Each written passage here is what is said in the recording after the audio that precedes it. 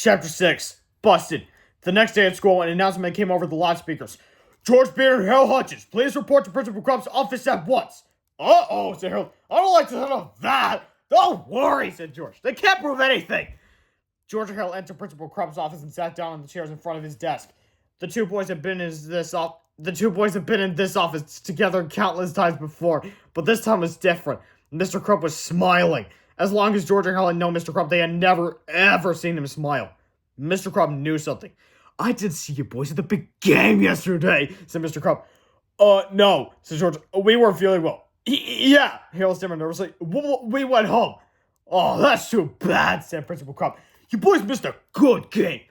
George and Harold quickly glanced at each other, gulped, and tried hard not to look guilty. Lucky for you, I have a videotape of the whole thing, Mr. Crump said. He turned on the television in the corner and pressed the play button of the VCR.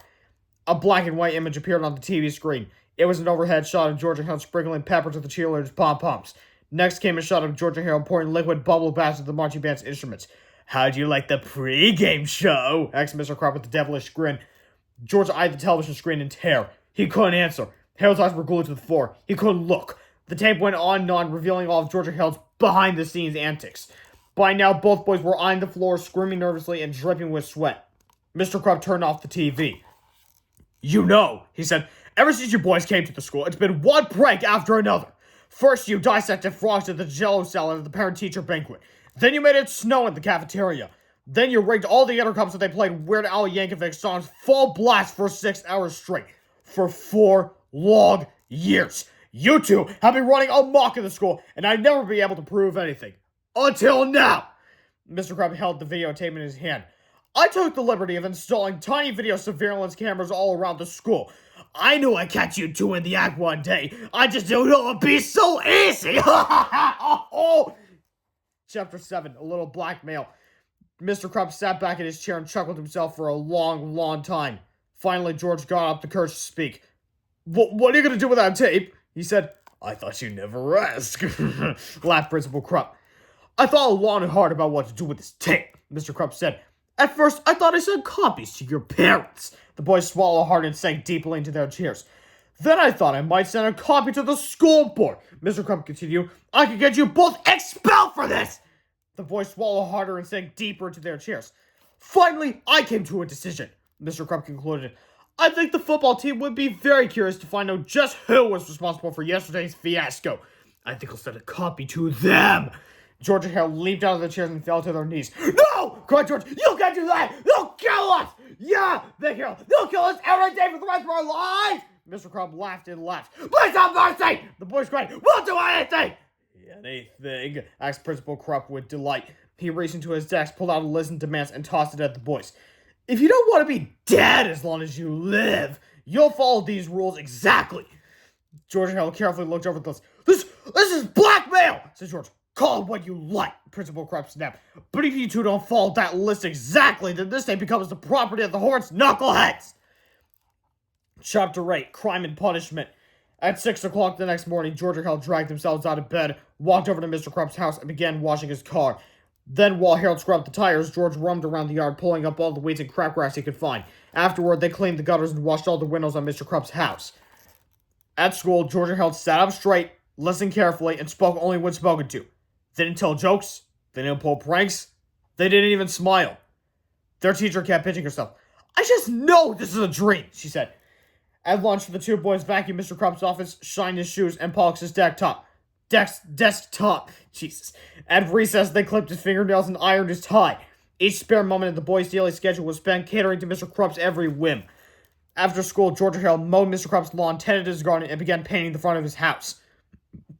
At sunset, Mr. Crump came outside and handed each boy a stack of books. Gentlemen, he said, I have asked your teacher to give you both extra homework. Now go home, study hard, and I'll see you back here at 6 o'clock tomorrow morning. We got a busy day ahead of us. Thank you, sir, moaned the two boys. George and Harold walked home dead tired. Man, this was the worst day of my entire life, said George. Don't worry, said Harold. We only have to do this for 8 more years. Then we can move away to some far-off land where they'll never find us. Maybe Antarctica. I got a better idea, said George. He took a piece of paper out of his pocket and handed it to Harold. It was an old magazine ad for the 3D Hypno Ring. How's this going to help us? Asked Harold. All we gotta do is hypnotize Mr. Krupp, said George. We'll make him give us the video and forget this whole mess ever happened. That's a great idea, said Harold. And the best part is that we only have to wait 4 to 6 weeks for delivery. Chapter 9, 4 to 6 weeks later. After 4 to 6 weeks of back-breaking labor, grueling homework assignments, and humiliating good behavior at school, a package arrived in George's mailbox for the little wise guy novelty company. It was the 3 have no rate. Hallelujah! Cried George. It's everything I ever hoped for. Let me see. Said Harold. Don't look directly at it, warned George. You don't want to get hypnotized, do you? Do you really think it will work? Asked Harold. Do you think we can amaze our friends, control our enemies, and rule the world just like the ad says? It better work, said George, or else we just wasted 4 whole bucks.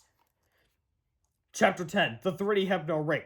The next morning, George and Harold didn't arrive early at Mr. Krupp's house to wash his car and reshingle his roof. In fact, they were even a little late getting to school. When they finally showed up, Mr. Krupp was standing at the front door waiting for them. And boy, was he mad! Mr. Krupp escorted the boys into his office and slammed the door. Alright, where were you two this morning? He growled. We wanted to come over to your house, said George, but we were busy trying to figure out the secret of this ring. What ring? Snapped Mr. Krupp. George held up his hand and showed the ring to Principal Krupp. It's got one of those weird patterns on it, said Harold. If you stare at it long enough, a picture appears. Well, hold it still, snarled Mr. Krupp. I can't see the darn thing! I have to move it back and forth, said George, or else it won't work. Mr. Krupp's eyes followed the ring back and forth, back and forth, back and forth, back and forth. You have to stare deeper into the ring, said Harold. Deeper, deeper, deeper, deeper. You're getting sleepy, said George. Very sleepy. Mr. Krupp's eyelids began to droop. He mumbled. After a few minutes, Mr. Krupp's eyes were closed tight and began to snore. You're now under our spell, said George. When I snap my fingers, you'll obey our every command. Snap! Mumbled Mr. Krupp. Alright, said George. Have you still got that videotape of me and Harold? Mumbled Mr. Krupp. We'll hand it over, Bob, George instructed. Mr. Krupp unlocked the large file cabinet and opened the bottom drawer. He reached in and handed George the videotape. George stuffed it into his backpack. Harold took a different video out of his backpack and put it into the file cabinet. What's that video? Asked George. It's one of my little sister's old Boomer the Purple Dragon sing-along videos. Nice touch, said George.